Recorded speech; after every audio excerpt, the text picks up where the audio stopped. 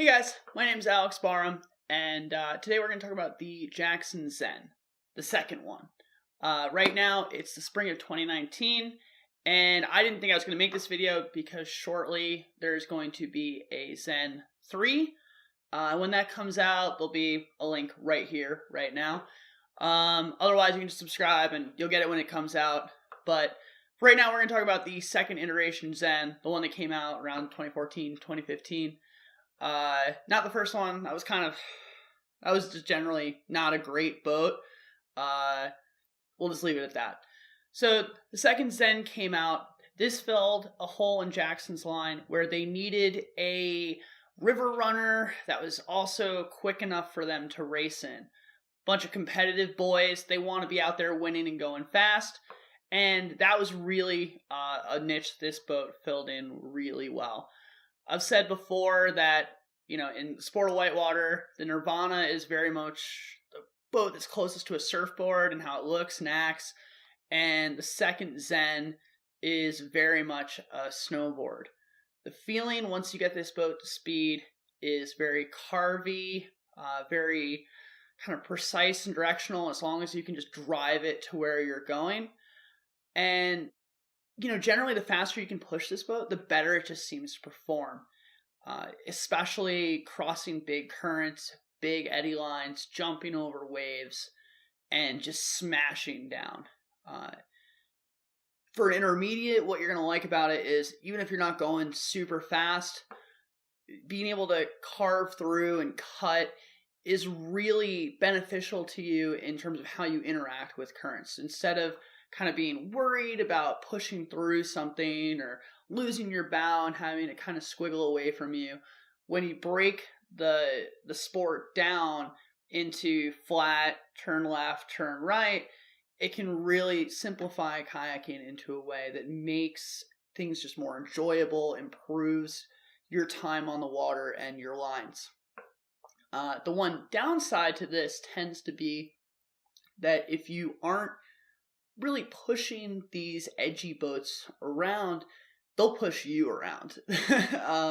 You're putting a lot of chine in the water to be grabbed onto by eddy lines and currents.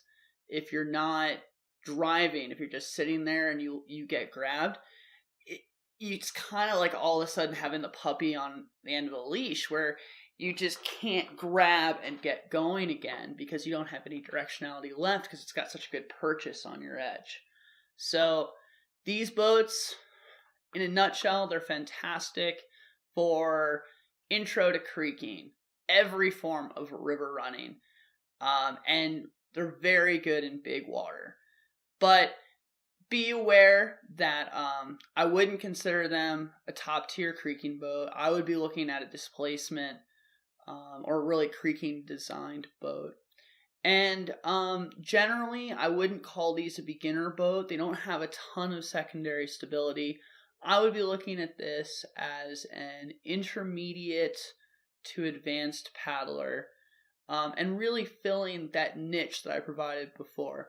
I think that this is the best as a quick boat that you're kind of doing a little bit of everything in. Now, my one biggest comment and really complaint about this boat is that because it was really designed as a river runner, it doesn't have the same rocker profile that I would expect to see in a typical creeker. So in my typical test condition, my style of paddling, which is sort of a river running creeking mix, I at first struggled a lot with boofing this boat. The rear stern profile isn't as aggressive or progressive as you would expect in a typical creeker. And that means that I was stern tapping as I boofed a lot. So be aware that boofing this boat and kind of the style that you bring to it, you need to have enough speed that you're going to clear out. Once you do that, this boat flies. The other way to help make that magic happen is to take that seat adjustment in the boat and start moving it back. Start as soon as you get it in the one spot back, and if you're still not liking the way it's driving, go all the way back.